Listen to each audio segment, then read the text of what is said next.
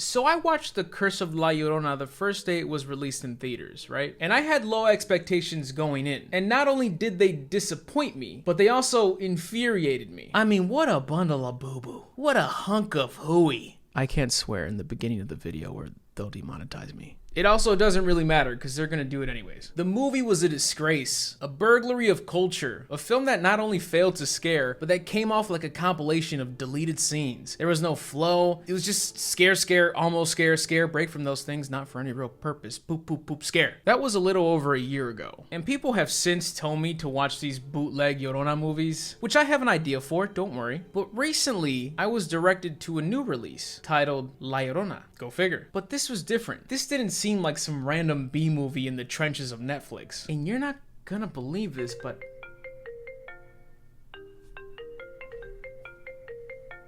hello?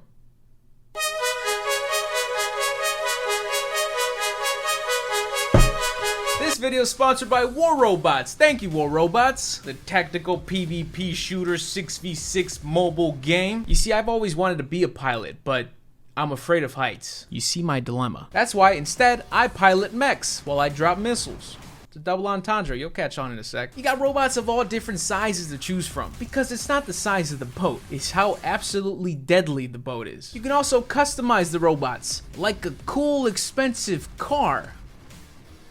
That last line was theirs, but if you want to help support the channel, download War Robots using my link below. Because it comes with a bonus starter pack of a robot with a weapon, unique skin, 100 gold, and 50,000 silver. More than 150 million players are loading up. I am a team deathmatch man myself because frankly, I just get it done. I'm the Iron Giant to these Wallies. So get in on the action and download and play War Robots using my link below on your iOS and Android device today. And thanks again, War Robots, for sponsoring this video. Now, I enjoyed this movie, but I am going to immediately call spoilers on this one. So if you would like to experience this film yourself, you unfortunately gotta leave the video. I don't have a cute timestamp for you to skip to. It's all spoilers. So either go watch the movie and come back, it's a Shudder exclusive, or just go watch another video of mine.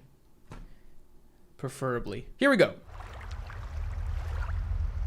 Now, the reason why I'm calling spoilers right away is because I love the marketing for this movie. If you watch the trailer, it seems like just a competent horror film surrounding La Llorona. But in reality, La Llorona takes a backseat for this film. But not in the way this piece of fucking cat shit. Can I swear yet? In The Curse of La Llorona, aside from the tinkle of folklore we get, La Llorona can be any old ghost. It's just a remask of mediocrity. The film is not unique in any way, it doesn't respect the urban legend, and nobody is checking their closet for La Llorona after this moldy tampon of a movie. In the new Llorona movie, you begin to realize that this is not a horror film at all. This is not the retelling of the traditional Llorona story. The movie centers around retired General Enrique Monteverde, who is in court to face the charges of genocide against the people of Guatemala, specifically the Maya Ixil Indians. Now, I wasn't aware of this initially, but there's little fabrication with this plot, as this is clearly taken straight from reality with the court proceedings of retired dictator Rios Montt from the very same area, who was charged and convicted, but the conviction would later be thrown out. A retrial would be set, and Rios Montt would pass away during the legal battle. And the movie does not fall far from it. His sentence is also thrown out, and the general and his family declare his home the safe haven for all this craziness. Crowds protest outside of his home daily, and peace of mind begins to feel like a luxury. To me, politics aside, this movie is about a man refusing to face his sins. The general swears he was behind no such thing in court, and as his health declines, he is haunted by his past in the form of black magic, witchcraft,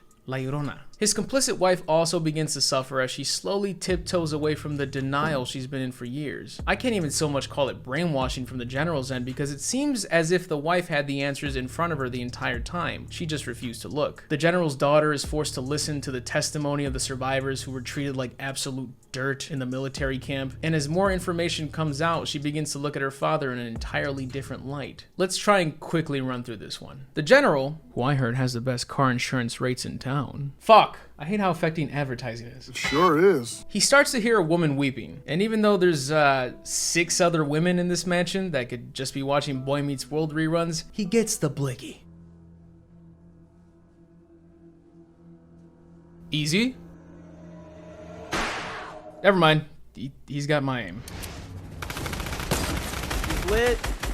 The staff want to leave shortly after because as soon as the general mentioned the woman weeping, they knew better than to stay there. We cut to a survivor of the genocide telling her story of how her village was overrun and how her and a group of other women were brutally taken advantage of on one of the military camps after they were captured. The judge rules in favor of the survivors, but I already mentioned how that will end up being thrown out.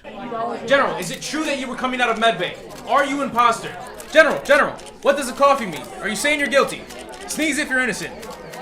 Have you heard 6ix9ine's album? The general is discharged from the hospital and the family cannot even pull up to their door without shuffling through a crowd of angry protesters. It is then when they are told by their head maid that the rest of the help has already left. The general continues to hear faint cries and that's when he locks eyes with this young woman. She comes to fill an empty work spot after the head maid had asked people back home if they needed work. And it's clear that something's up with Alma because everyone's talking by the window and she just... Hey, you ever heard of that song that goes ding, ding, ding, ding, ding, ding, ding, ding, ding, ding, ding? Yeah, that's him. Feel old yet? The mob lobs something through the window and Sarah's now missing. Wait, found her. Yeah, she was just being held underwater by that mysterious lady who still technically hasn't said a word to us. You are in big trouble, Missy. Wait, so you're telling me that Alma lured the granddaughter away, was holding her head underwater, and her mom doesn't mention it to anybody? Just a casual first day slip up? I mean, sure, the granddaughter says she was just teaching her how to hold her breath, but why? You just met. Is this your icebreaker? Are you a suitable teacher for this? I don't remember you mentioning you were a deep sea diver, lady. Get the fuck away from my daughter. Hey, Gramps. Remember 5 minutes ago when you almost got beamed? Maybe the side balcony isn't the best strat. And this is where the general's wife begins to feel some type of way. Ah, enjoying the view, were we? Nothing like watching a hot slice of buns pick up missing person posters while a crowd chants for my arrest. Oh yeah.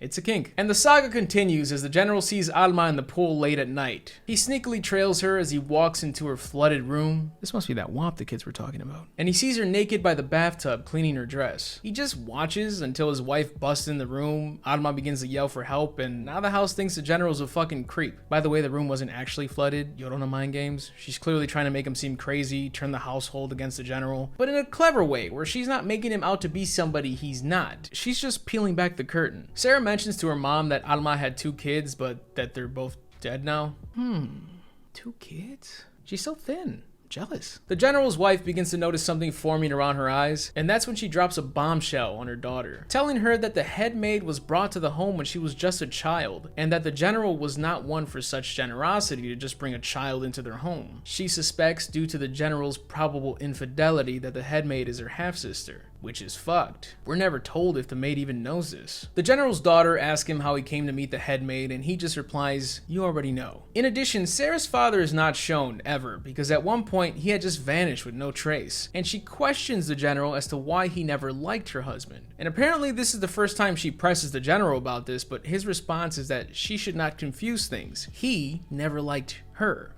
This is the moment where she loses all faith in him. I love this scene. It's all one shot. You hear the crowd outside banging drums, desperately seeking justice, and you see the culprit for their woes, weak, struggling to breathe. And after such a light but impactful back and forth, he reaches out for his daughter to tell her, "I love you, princess." Because he knows he wronged her. It's this desperate plea of reassurance, of it's still us versus them, right? But she just says, "I know," and moves his hand back. It's heartbreaking, but it's fucking great. The general's wife begins to have night terrors of running through burnt crops, protecting 2 children. Wink. Alma continues to have Sarah practice holding her breath. Sink.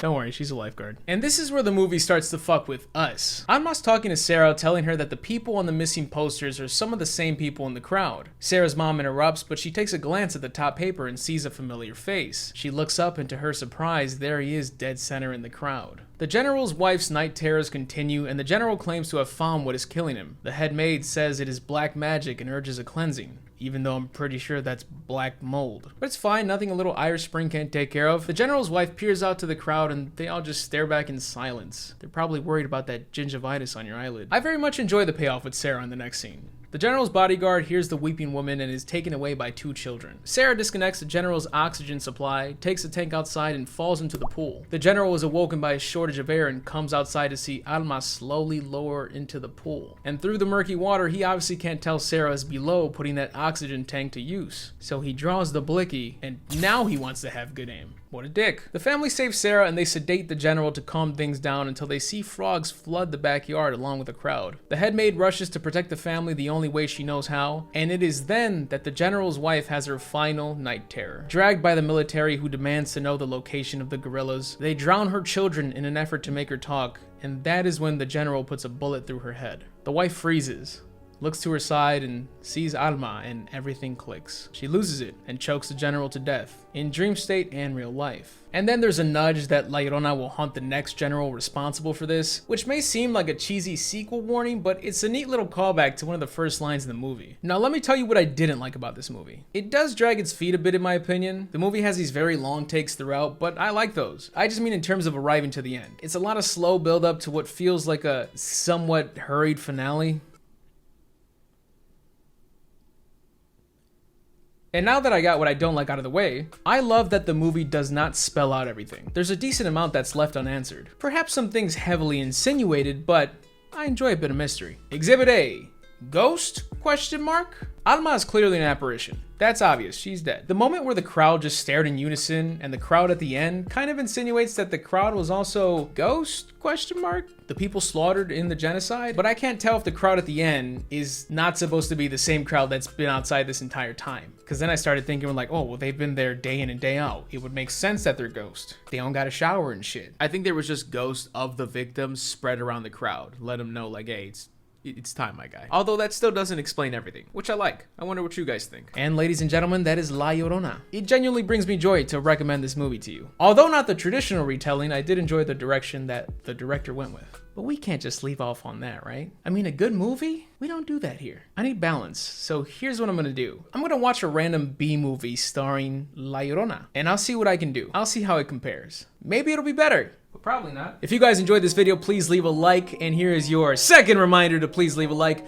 Subscribe because I have more content coming your way. Shout out to my patrons for supporting the boy. They are very, very kind people. And shout out to the Harlequin Bat for retweeting my last video tweet. As always, I am Mista-GG, and I am out. Also, Mista-GG shakers are still live on gamersubs.gg. Link is below, 10% off if you use code Mista-GG.